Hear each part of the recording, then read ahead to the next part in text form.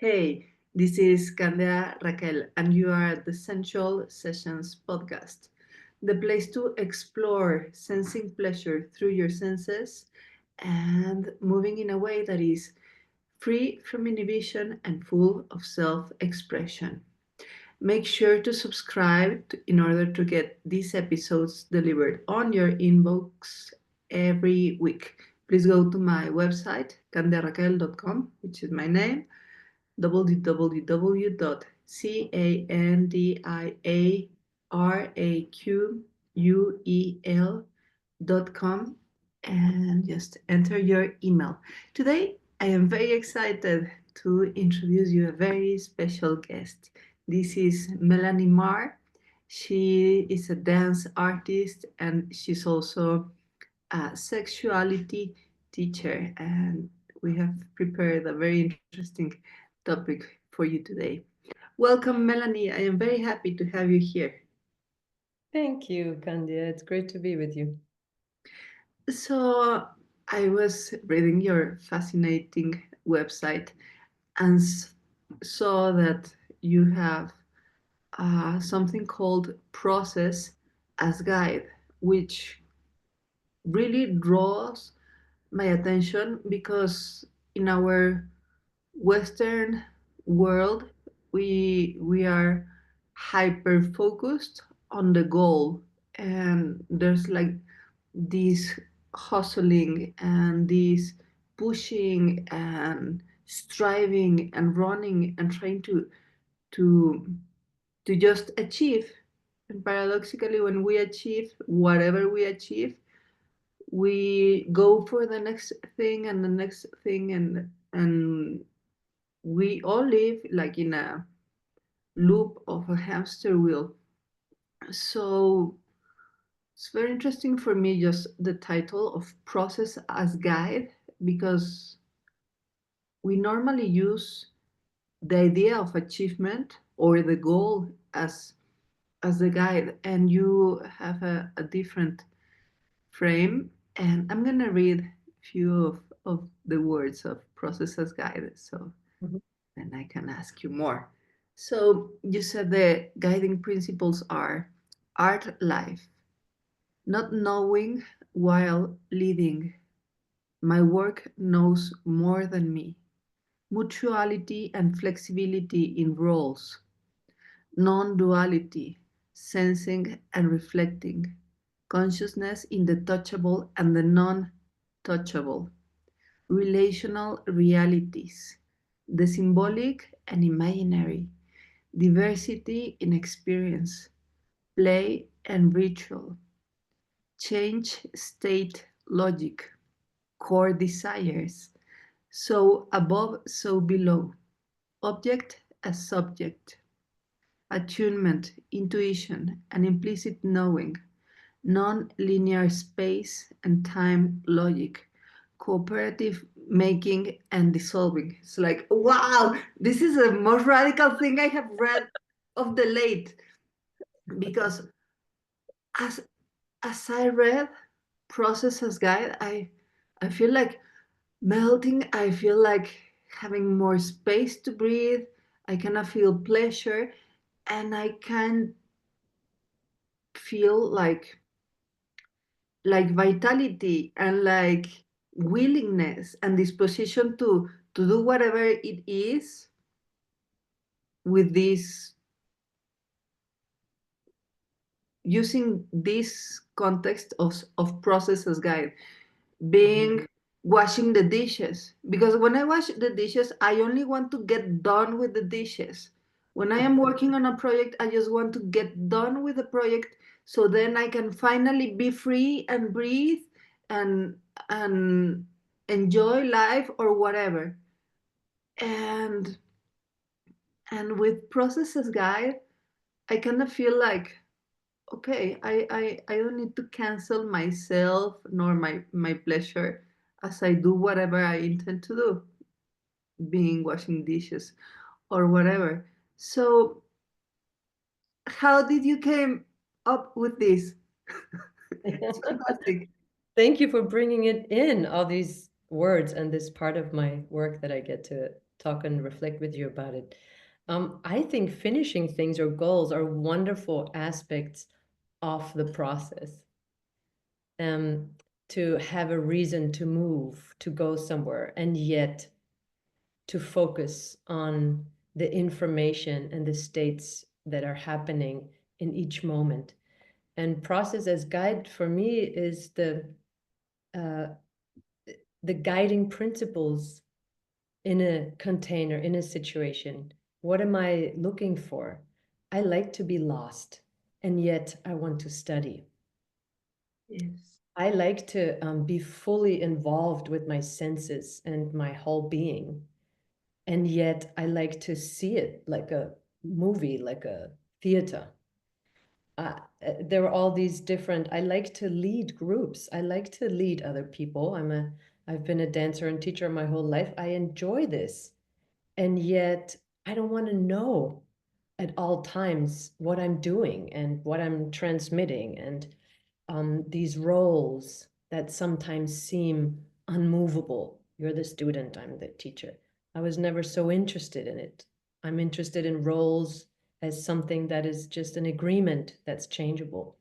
So these thoughts and desires, they kind of came into a frame that was a study group. It started as a study group in 2016, 17, where some students of mine that came from dance background were very dissatisfied with the system of university learning or the study system.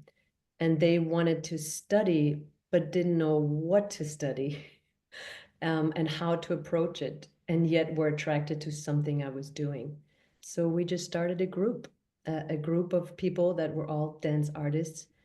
And my premise was not to study their work, as usually you bring in part of your choreography, or and then you might look at it and feedback. I didn't want to look at the actual work that we were doing as artists. I wanted to look at the principles, at the mysteries in our work, and extract them and use them for our own guidance to wherever we needed to go in the moment or were stuck. So this is how processes guide as a model of studying and teaching started. And then it went on to many groups. And a few years ago, I made a DIY MFA. I decided to make an MFA just by myself, kind of as a little bit of a, wink to the system of university, of academia, that there are other ways to do it. And there were 4 students for 2 years. And at the end, they received a certificate of the University of Life for processes guide graduates. And that's where it is at the moment. But of course, we can use it also as a talking point to many other things that you and I are interested in, that are converging: art and sensuality and healing. Yes, art, sensuality, and healing. I really love this process of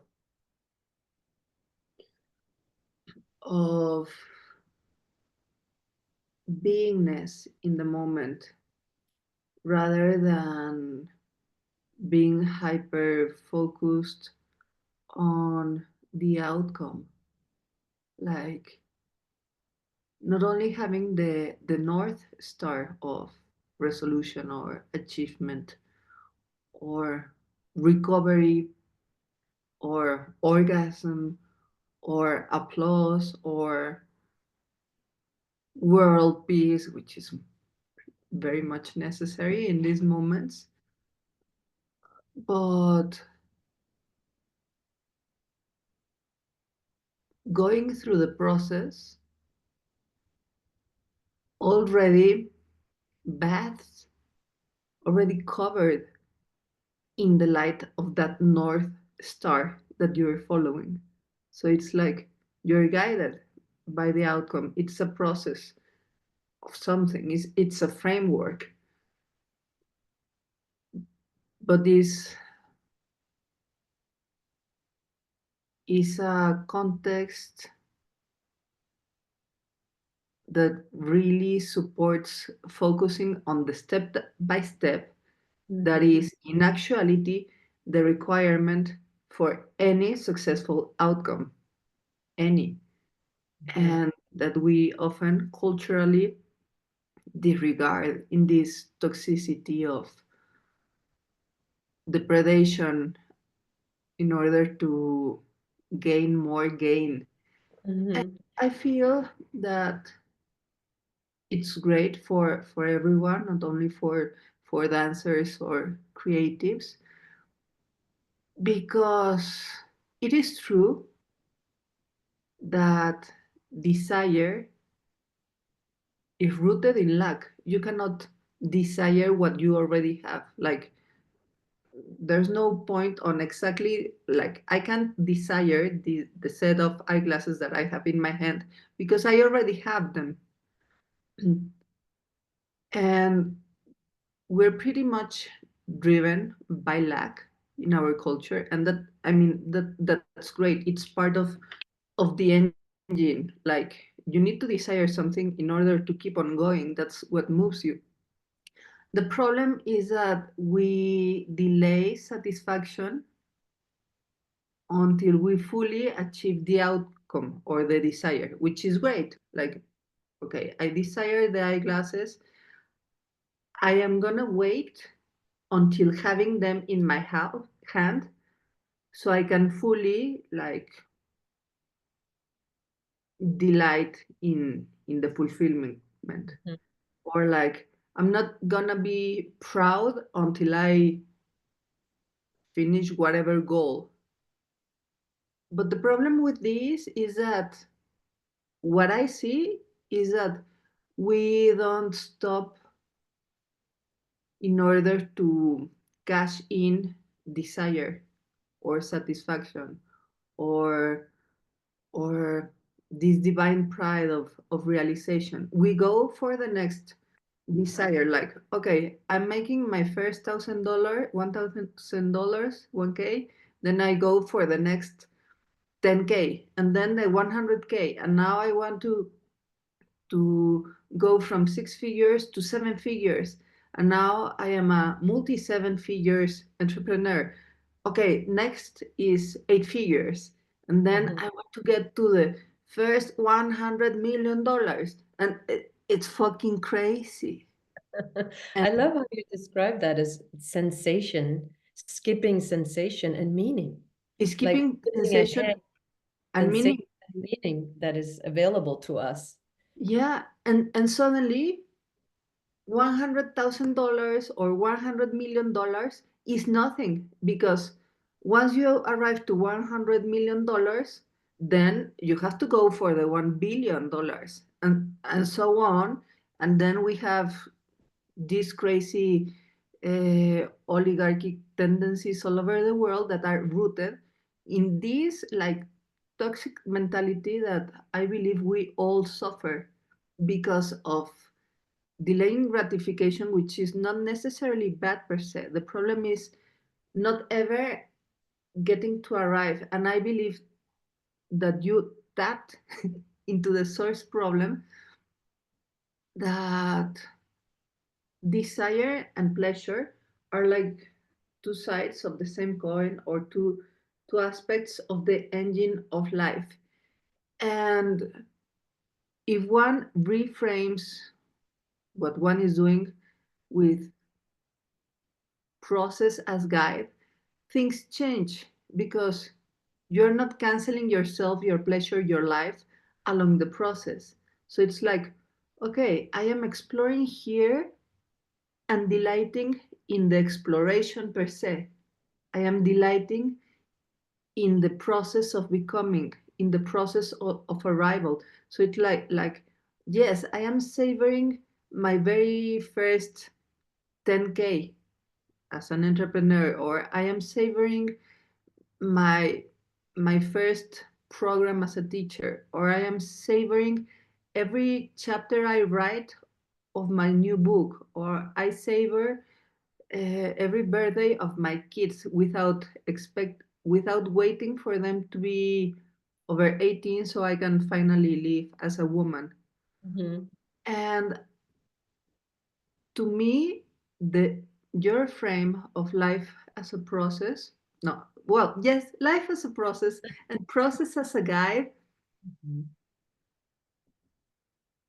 supports pleasure, Mhm. like the sensations and the experience of delight. So I'm curious to ask you how this idea came into being. Mhm. The, This is how, a yeah, beautiful way to also kind of reframe so much of what we've already talked about before, how the delay of gratification and the meaning and sensation in the moment as the guide itself is my life, the yes, process of my life. So first of all, we can relax in this frame of thinking. We can relax with the goals, with the desires. And I think orgasm is a beautiful example too. Money is too, and sexual energy and money energy can. Um, this desire for an orgasm. What a beautiful desire. What a human. What a beautiful desire. And being in the body with someone else and thinking how to get there, not knowing how to get there, or knowing so well how to get there. All this, this there's so much within the process, within the now, that is being lost when there's not this guidance that can happen between two people. Because when I'm with someone, the togetherness itself is a guidance as the process goes on. So, is it possible to relax into my body and to trust and to wait, to be guided by the very endeavor that we're in at the moment? Is something going to come up to guide me? Is all of a sudden I know what to do or not to do? Why do I know that? Where does it come from if I don't think about it? And this is the beauty of the process that I choose to be in. In this example, I choose to be in a sexual connection process with this person. Okay, so I have chosen, and now, oh, here's the process. I just laid it out. Now I don't know what can happen next. Where is this kind of, uh, in a way, this dance of letting go of the future of my desire and see what happens now and following a logic that can come about, a logic that I don't have to understand, a logic that is different for all of us. And yet we know when something comes that draws us, that feels right with ourselves and also with another person. And I think there's a lot of beauty in it and a lot of sensuality in it because it's happening in the now. And the now is to me the sensual experience. The now, the conscious now, with all my thoughts, with all my rationale, with all my sensations, with all my feelings, with all my pains, with all my joys.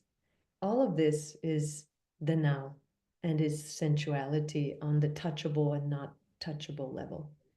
So relaxing into a certain process I have put myself in and letting myself be guided by other aspects of myself, I think can be applied to all areas of life. And yeah. yeah, more sensations of refreshing expansiveness and permission And and permission. allowing. Actually, I said permissionless. Well, getting the permission to be permissionless, like not needing permission and allowing, and there's trust. Like you know some things, but it's not like you're gonna abide to the formula of success to arrive to an orgasm, because as soon as you think like that, it's gone. And the Yeah. same goes with any true living process, that we are so complex within complexities in a complex universe, that everything, or at an organic level, unfolds in non-linear ways. Like, yes, we have our science, but we know how limited is to try to predict anything, and still we can know what we know and use our tools, but to navigate the moment, not to try to fit the universe in a mold, because it's not gonna fit. The universe is very big. And I I like how trusting the process and letting the process be the guide help us bring the totality of ourselves to the moment. Like, yes, the discursive rational thinking can be present with intuition, which is like very like a delicacy, at least to me, and also with the rawness of instinct. So it's the totality of you engaged in the unfolding of the moment, and taking an active participation in the becoming of the next moment that is delivered.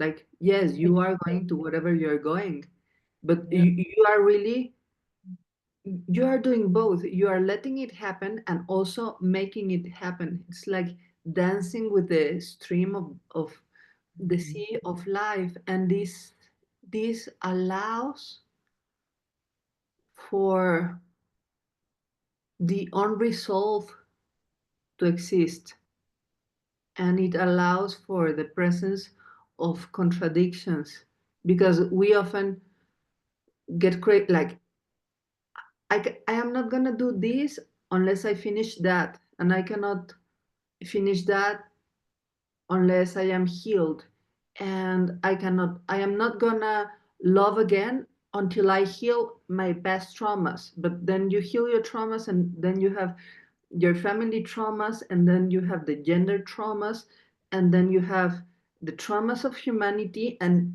you have the traumas that are happening right now because the world is crazy, and at the end you didn't live for what. So it's a very gentle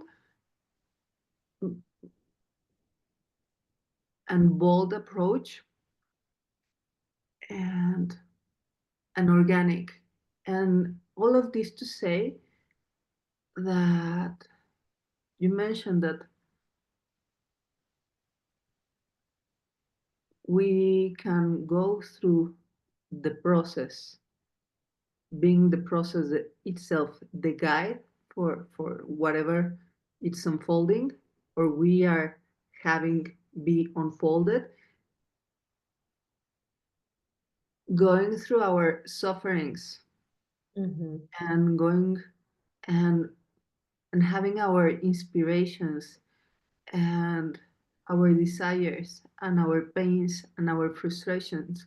So I feel this is an utmostly human framework, because then you don't need to delay gratification, and you don't have to hide your pains or your insecurities either. So Right. It's all part of it.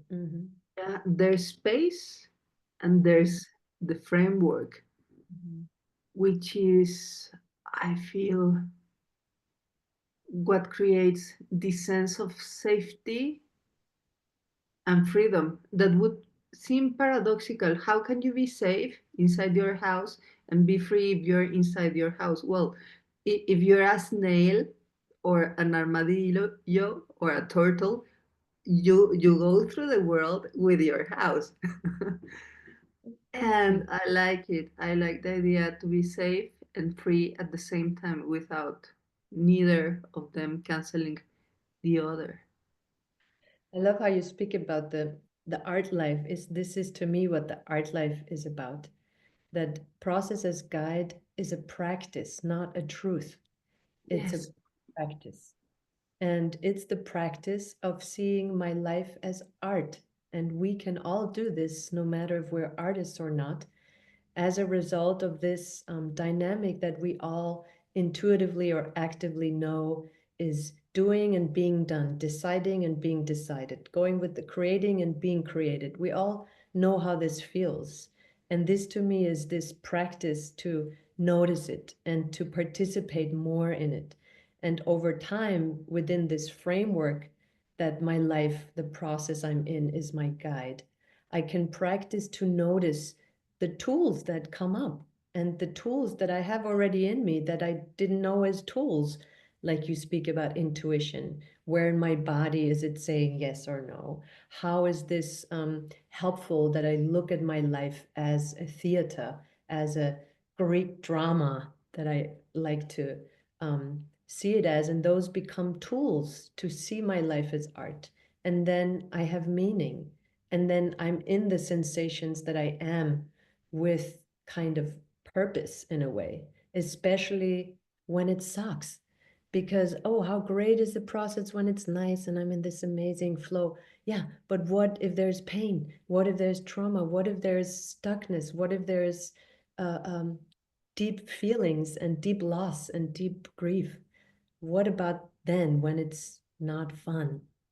And this is the biggest teaching for most of us. But if I look at it as the process of guide frame, allowing to look at my life as art has happened most profoundly when I was suffering and in pain. And this is really when something opened in my awareness to to expand the sensuality, what it means to not necessarily need to wait to be um, satisfied when I'm pain free, or do my work when I'm pain free, or have sexual energy or interest when this and this is resolved or doesn't hurt anymore. It's our society obsessed with making us better, then I can, improving myself. What if everything is a perfect choreography as it is? And I'm going to look at it and see what the communication, what the meaning, what the experience is, if I don't wish it different than it is at this moment. And I woke up to it when I first had very strong migraine pains in my life. Suffering with anybody who has it knows the pain that is very deep and to the core. And being in this moment, shaking and in front of the bathroom mirror and being thinking that I can't survive it, and just having a moment of looking at myself in this state of suffering and feeling very um, beaten, I noticed all of a sudden the beauty in the image. I don't know what happened. I just noticed it. What I was wearing, the light, the bathroom itself, me curled. And instead of wanting to change it, I recognized this depth to it, to this very moment of this scene of my life, and how beautiful and human and moving it is. And the moment I gave myself fully into this, as if I'm the gods watching and being entertained by this human drama, in this moment when I could take a little bit of that perspective to my own suffering as an audience, as a loving eye, it changed. Something changes. I something released and deepened in me that was actually very beautiful. So this path has continued, and the art life in the suffering. Yeah. art, life in the suffering, and living regardless. Because, like, there's this cultural conditioning that it's not enough to going through hell and feeling shit, because on top of that, you feel bad with yourself for being in that situation and not being better and faster, stronger, and more furious. Because if all the public speakers in the world could do it, then you can do it too, no? Like that, which is like actually a dehumanizing scope. And life is sacred all the way, and especially on the moments of transition and the moments of crisis and the moments of farewell. Like, I was close to my two beloved grandmothers in in the moments they passed on, and I feel proud that I was able to celebrate their lives up to the last breath. So it's like that beholding of the sacredness of life, regardless of of the moment, and even most importantly, when going through dark times. And interestingly enough, it is as if the moment you stop forcing, pushing, pulling, trying to change things is the exact moment when there's the needed openness for the process itself to unfold as guide to the next level of recovery, or the next level of resolution and final of a circumstance. It's like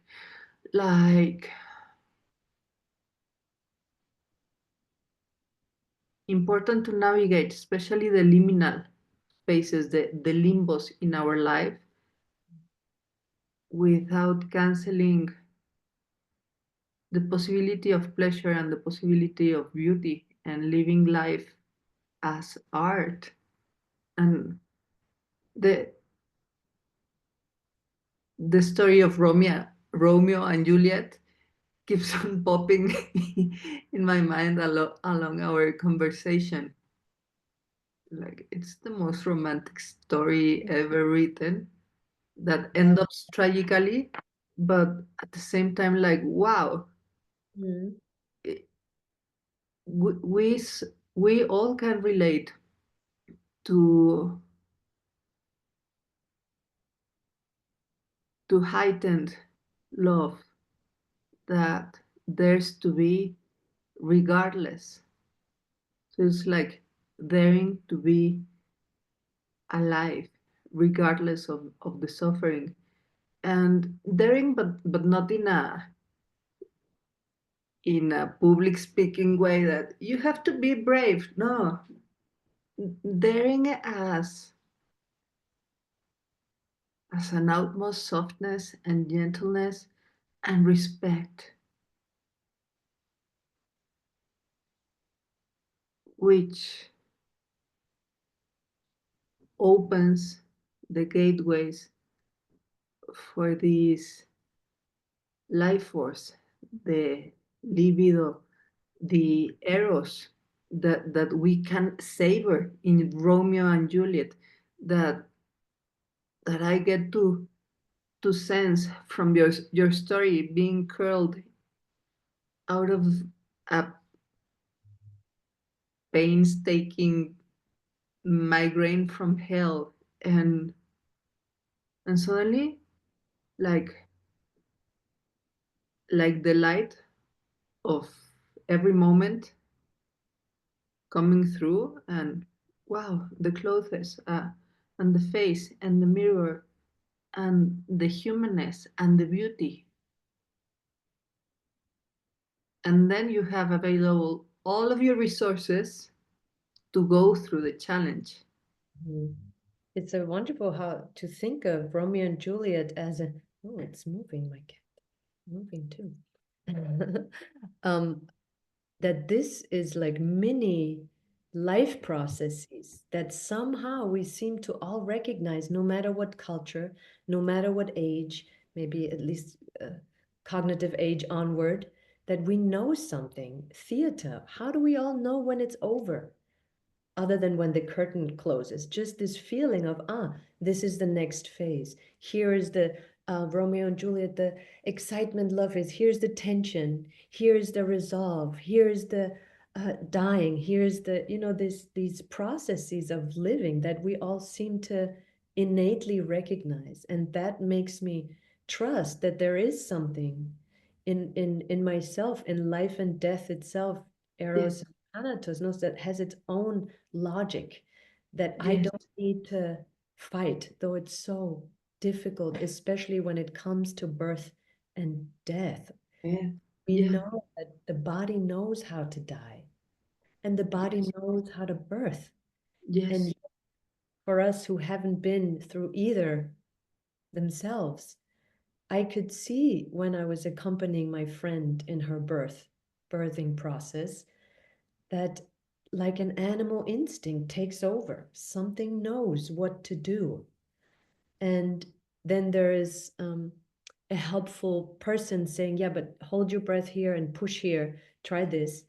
And my friend said in that moment, her thinking kicked in, trying to control this process. And she felt like she was failing and it was difficult. And all of a sudden, she was out of this kind of nature force. And not to say that tools can be helpful, but just this kind of connection to the knowing processes in our body that give life and that maybe like both or one of your grandmothers know how to die if we don't interfere too much. And yes, I've been part of a cultural process also with my own father, how it's very difficult to let death happen. We want to delay it, we want to change it. Our medical system is built to interfere and to sustain, which can be wonderful. And also, depending on what it is, it can take the willpower as the main part of the process rather than the actual consultation with the forces or collaboration with the forces that know. And I'm wondering about, um, yeah, there's more about death, but the dying, there's, Katsu Ono is this famous, he yes, was famous Buto performer who I saw a video of him being in very old age, lying on his deathbed, doing Buto into his dying and kind of exaggerating and being in and with this force of death in collaboration to the moment of dying moved me so much. How is our death going to take place? How much will we be able to um, collaborate and let happen? And where do we take action and find our finishing our life undone issues and our yes, meditations? And how can my life be a preparation for that moment? yes, like a grand finale. Yes, That, exactly. I realize I've been given one of the greatest gifts that one can receive in this life, that is knowing how to die. My grandmother taught me, like, I mean, they didn't give me an immersive fast action workshop, but Today's fast track. they decided, and it was an active process, So beautiful. like they never in their life let go of the reins of the horse ever, not even on the last moment. And the moment where they let go of it all. So they always rode their own horse. The two of them had three kids, my mom and two brothers, and the other my father and two brothers. And the two of them were like the ones that raised the family, made the money, and brought the family tree forth to the next generation. And yes, my grandparents, like very handsome, the two of them, and they did their thing, but the potency for the river of the lineage to arrive here came from them. And I don't know what happened within them. They both of them had very difficult lives in Mexico, a macho culture back in the day, in the 40s and the 50s. But what I sense is that they made a decision at, I don't know in what moment of their lives, to own their life, and they became their own authority. And when the time came, they went through this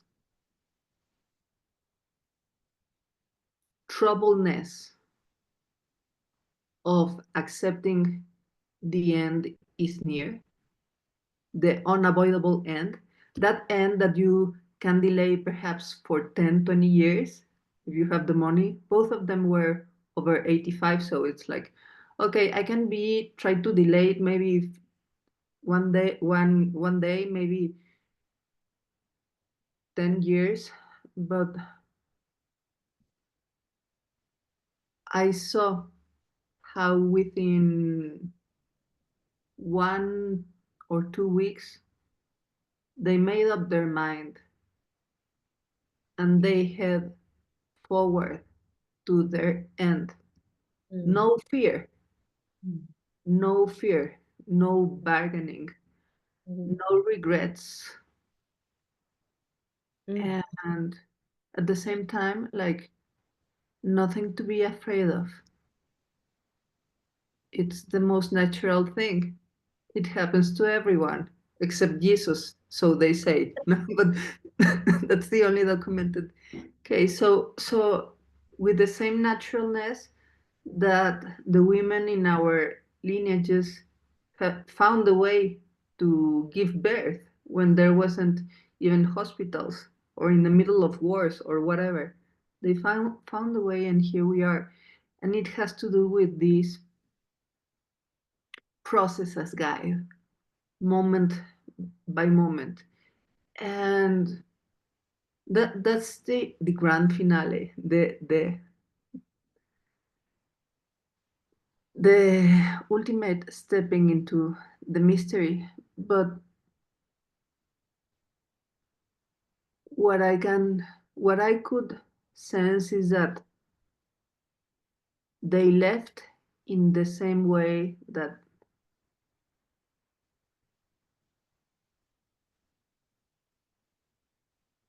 they arrived when they choose to live life the mm, way they did, and the choices they made, and how they did their thing. So perhaps even most important than the last breath is the breath that we are having now, how we are living this moment, and how we are dying in this moment to the previous moment, and how we are stepping and open and embracing and beholding and holding on with teeth and claws and sweat and leather to this now.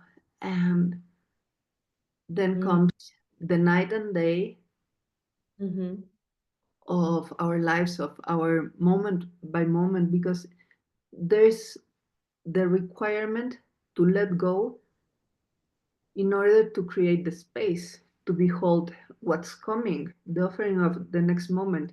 Even in, say, love making, there's a glance, and then you move to you move closer, and maybe there's a caress or a touching, and then you have to let go of the touching or the glancing in order to move to the next thing, and then the kisses and the embraces, and then taking the clothes off, and then making love and having many orgasms maybe, and then letting go of that and falling asleep. And it's very important to be in this dying of who you were in the previous moment, because otherwise you won't be able to be alive here in the now. And there's a terrible, I think, Catholic saying that a friend of mine told me when I was grieving my father. It's tremendous. Well, it's not horrible, it's just the truth. And I was like full with regrets, and things would have been better. I would bring him back to life from the dead and whatever. I was with those like typical grieving fantasies, and my friend just looked straight to my eye and said that there was a passage, I guess, in the Bible that said, "Let the dead bury the dead." It's like, Mm. Mm-hmm. and it's just like the symbolic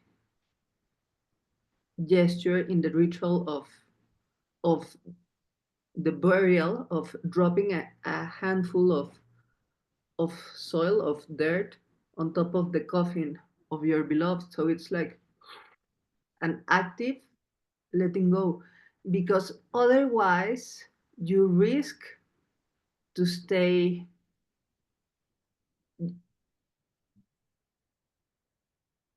you risk to remain holding on to the coffin and having a part of you, your essence, be buried along. As So you were grieving, saying about past, no, then you live in the past, delayed gratification or anticipated. You kind of bury the now by holding on. onto the past, because the now can never come in, because you're still hugging, embracing the coffin that. So it's like your present you is buried with This along the person that you lost. So this it's like another great advice that I had given was live and let die. yeah, Like not easy.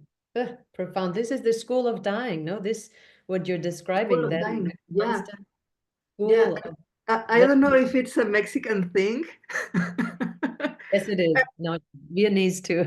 You need to, and Austrians love that.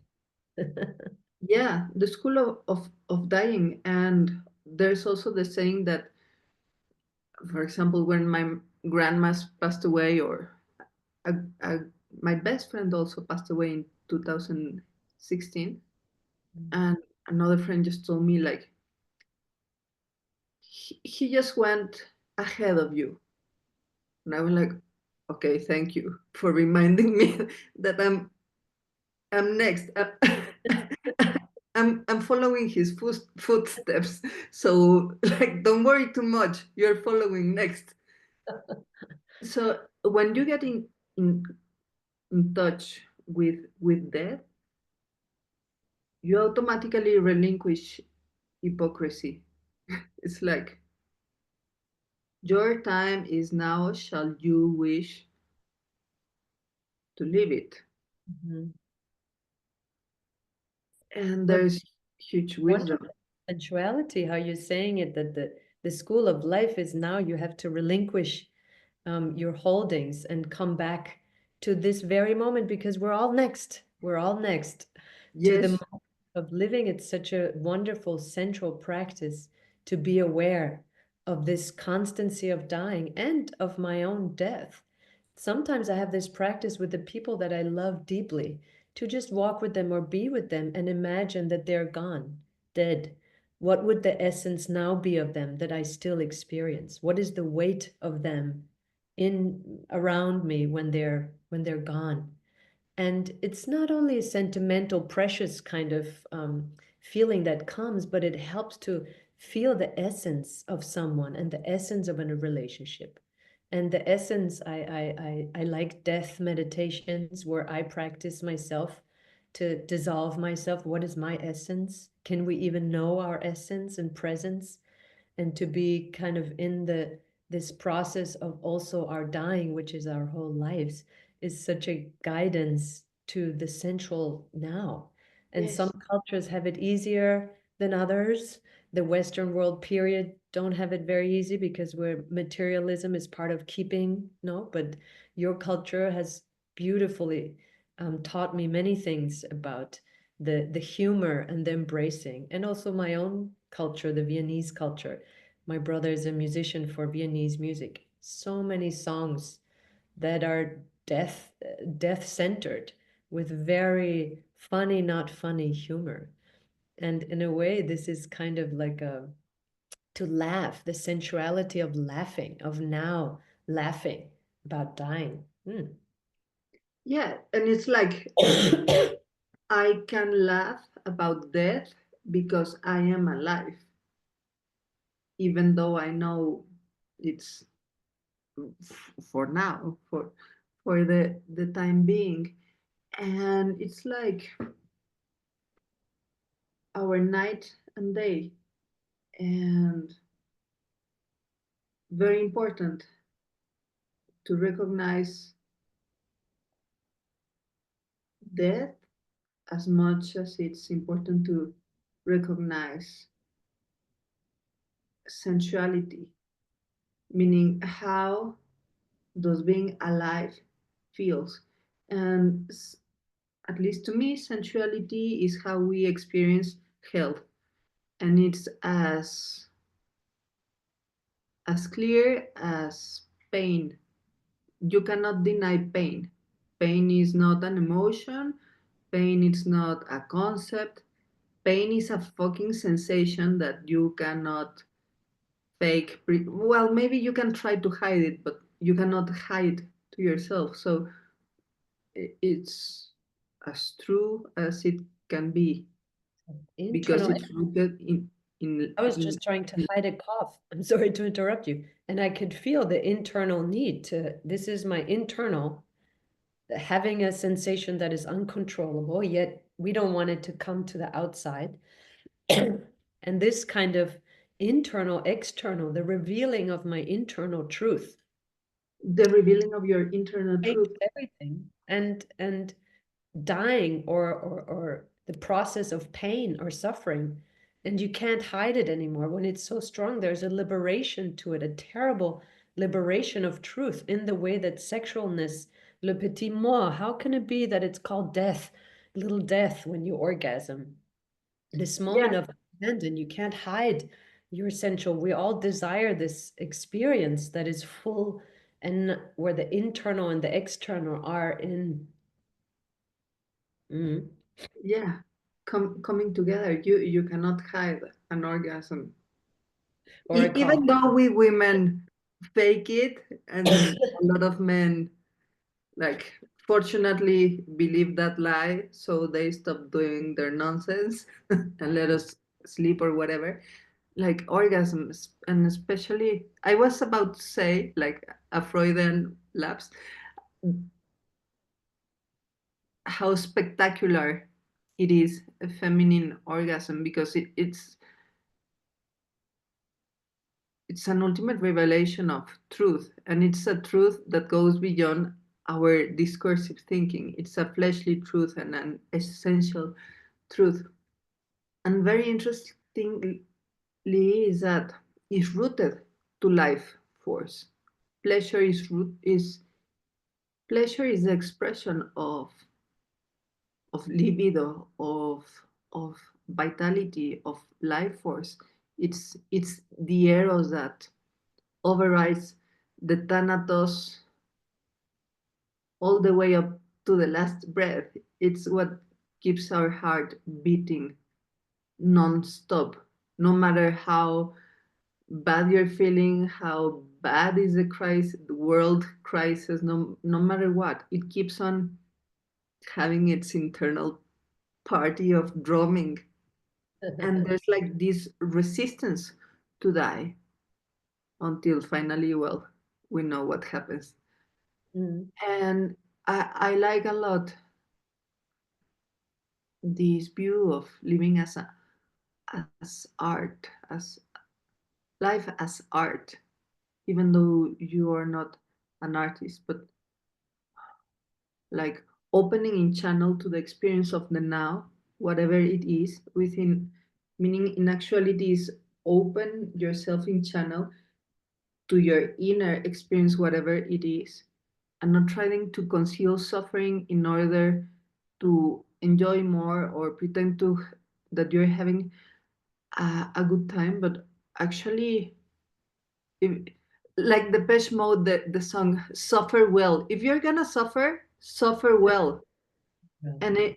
and if you're gonna delight, like do fully delight, and these two intertwine, and actually, what heals you from an illness you have been death sentenced, as there are many cases, comes from this refusal to be dead alive, this refusal to letting what you lost carry you away with it when it's not your due time yet. It's like, I am not gonna die along my beloved people that have passed away because it's not my time yet. When the time comes, I will also go back to the ground with them. And you know when that happens, no? This is the knowing. When animals know, they walk hundreds of miles. I'm thinking elephants. I'm thinking Yes, elephants, how they walk towards finding a place to die. I have a practice that I just taught for people in a movement practice, and we go on all fours and we roam around in our studio to find a place to rest or to die. And where is that? Where does it draw you? How does it feel to know and not know within this process? And there are wonderful ways, exercises to do to kind of tune in to this, that how life can be seen and experienced as art, which all it takes is to be the observer and at the same time the sensor, the feeler, the experiencer. yes, the That's a experience. practice. And it's a Yes, practice that is maybe easier than we think, to, in the moment of great joy, in the moment of great suffering, in the moment of flimsy everyday, to take a to take a breath and to feel my body as it is, and to take the view of the godly audience to my own life, to my own moment, without judgment, without improving, not improving, just fully enjoying the scene, whatever it brings, with curiosity and with not knowing what the next breath of this scene will yes, bring. not And this knowing. practice we can all do. You could do it with your eyes closed, just being here and feeling that, or in action when you do things. How can you take a step and aestheticize in a not cold way, in a warm way, in a feeling way? How can you aestheticize? How can I aestheticize my life, my thoughts, my sensations, my narratives, my goals? my surround, my aesthetic surround, I feel aestheticizing everything about me is not cold and objectifying myself. It's the opposite. I can objectify myself with a benevolent, loving attitude, the way I assume the universe has towards me, and all of the beings that are around. So maybe Yes, something to take for your audience on the way, something. yes, yes. There's much wisdom in understanding how animals go find their final resting place. And it's so interesting that this morning walking my dogs, I remember of a lost dog that used to come around the yard regularly, and how the last 3 4 times I saw him, he was saying goodbye to me. And I knew, and he knew that I understood. And then I never saw him again. He must have found his way on the forest, a safe place to go back to earth. And this like procession of the elephants to their final resting place, I see it in a way of leaving it all behind, spending all the calories, not eating anymore, not drinking any more water, like heading head on to the grand finale. That's what I saw my grandmothers do. Mhm. Like, I made a deal with my grandmother that she would grant me permission to keep on offering food and water, and that I wouldn't force her. And at the end, I just, with a cotton, I just wet her lips so her tongue was not so sticky. And we had a nurse and everything, and I didn't let the nurse for first force her further. And I knew my grandmother appreciated that. A respectful company to the elephant. And this is about endings. I feel that's a very powerful and and tender image of how to actively live and how to actively grieve, say after a breakup, letting it wear off, letting the flame to be extinguished. And we saw it in a more like extreme and condensed way in Romeo and Juliet. And it was a mismatch of circumstances, but they did the same. Like they were resolved. And perhaps that's the tragedy itself of romanticism, that in those levels of romantic love, maybe for them there wasn't any other possible life after what they had already lived. And what I want to take this to is that I feel that's also the way to do things. Go all the way or don't even start. Like, try not to get in trouble. If you have an enemy coming for you, of course the best thing to do is to run away. But you cannot always run away. And then your only choice, your only possibility is to freeze, to panic, or to move forward and to fight for your life or the life for who you love. And this is also life as art, and process a guide as a moment a moment by moment dancing. And I remembered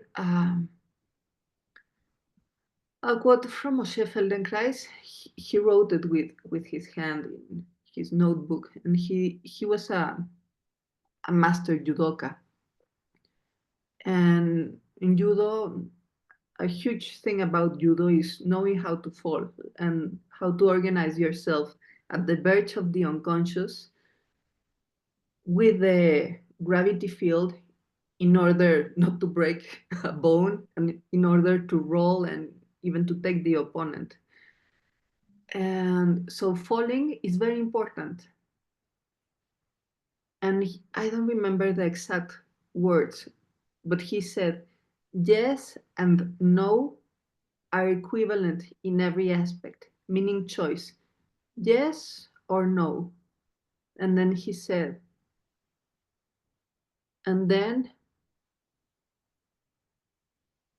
there's falling in judo and there's falling in love, meaning that if you fall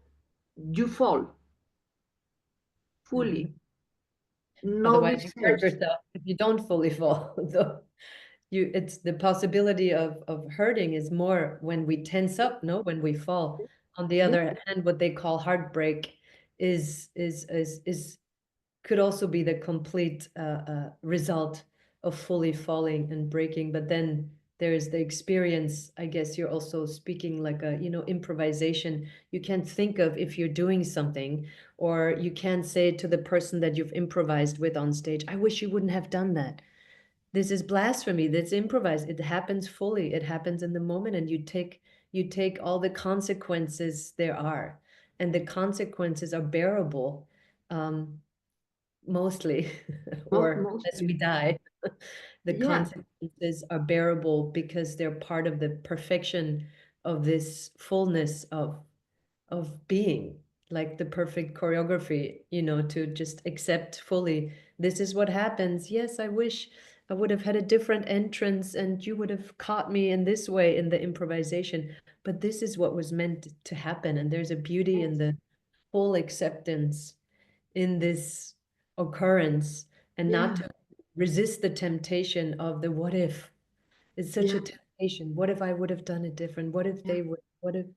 And to notice that we all have it, and yet to also cast the what if and see what happens if I fully embrace this occurrence as it is, and yes, what happens to my system, what happens to my relationship, what happens to the guidance that is within that. yeah. Mm. And that's the only way of knowing. The Mm. I, well, I have done crazy things justified with what All I'm have. going We to all say. have. Yes. That this Alejandro Jodorowsky Mm. gave an advice that if you are between deciding to do or not to do, go for the action because at least you will always learn rather Mhm. than if you didn't do. Though now I am in a more woo way, acting by omission, or the Taoist acting by not acting, or the doing of not doing, because now I got too impulsive. So I want to restore my ability to choose. But I love how Moshe said that if if if you're gonna fall in love, by all means, don't try to half-ass fall in love and just dip the toe, because otherwise it's like an osteoporosis fall that people break their bones because they are so tense and they fall like a log instead of falling like a cat and rolling. And I feel this is the other counterpart.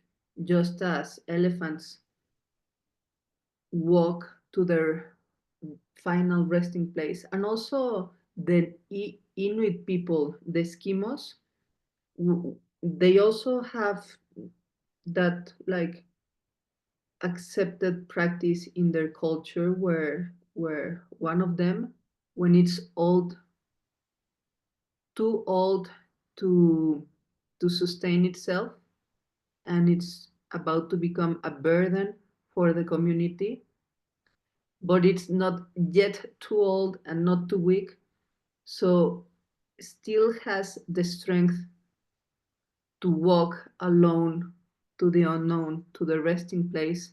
They do so. And my grandmother Sally, she used to say that it's important to know when to leave, almost like knowing when to leave the party, knowing when to leave the restaurant, knowing. Very challenging for me, uh, uh, a Mexican that likes to eat a lot, is to know when to stop eating.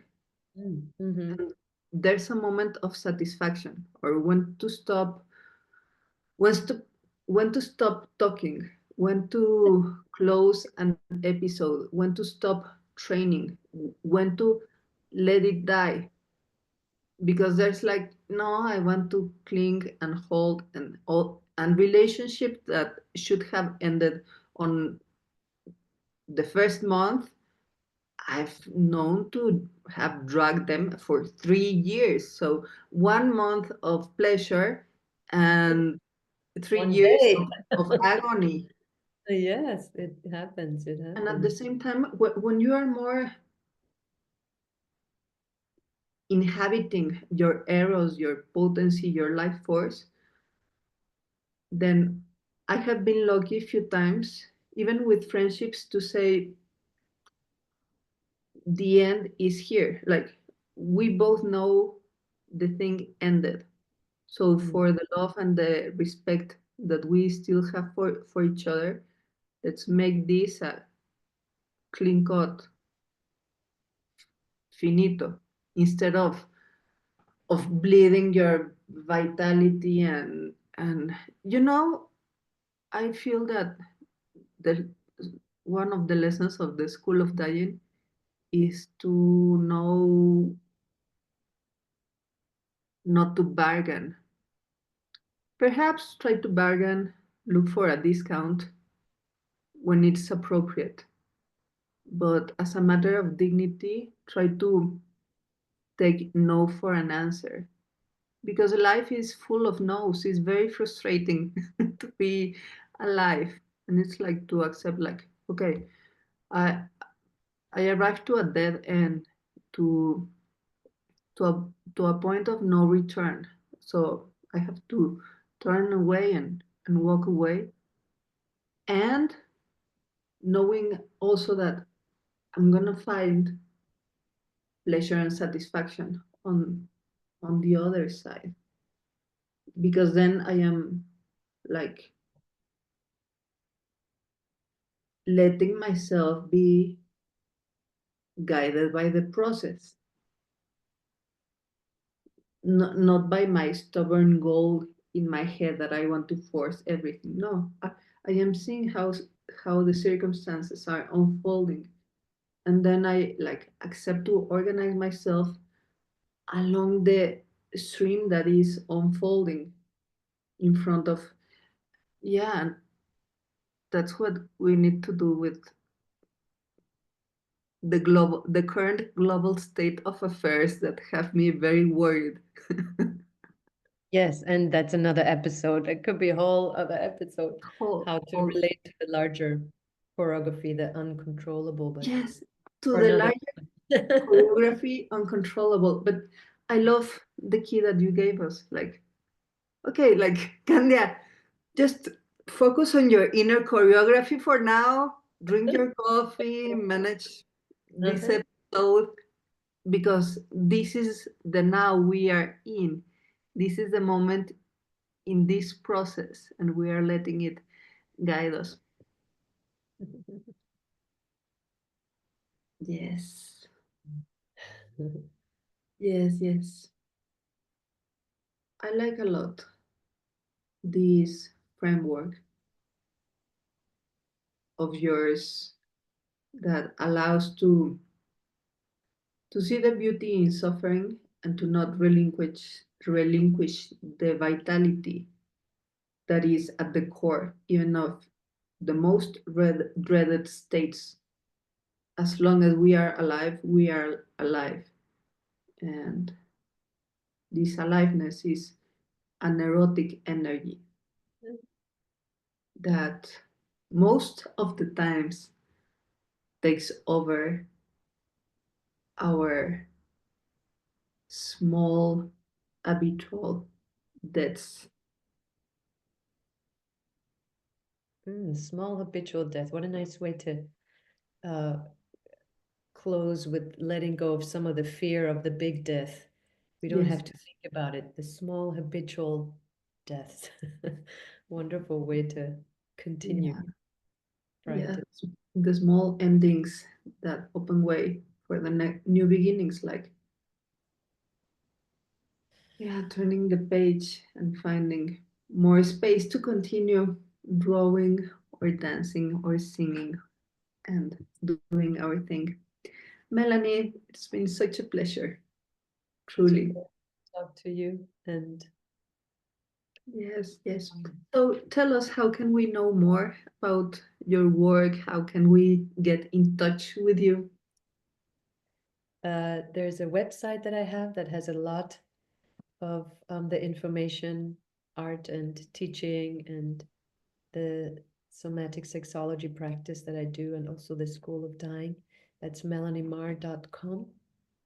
You can also reach me through the website if you want to, and for one-on-one sessions or teaching workshops or anything else, communication. I also have an Instagram for my art. That's Melanie Maar. Thank you so much for Fantastic. inviting me to your space and your work. Yeah. Thank you so much, Melanie. What a deep, meaningful, and revitalizing episode. I'm very happy that you came and shared with us about the school of dying, about the somatic sexuality, about life as art, and process as guide. Thank you so much, Melanie. Thank you. And thank you, Sensualist, for being here. Please go follow Melanie Maar at Instagram and book a one-on-one session of somatic sexology with her at melaniemar.com. And you will also find fantastic writings in her website, including what we have talked about on process as guide. I hope you keep on enjoying her fantastic work. And also, if you want to get a free guide to awaken sensuality, go grab it for free in my website at candiaraquel.com, my name, which is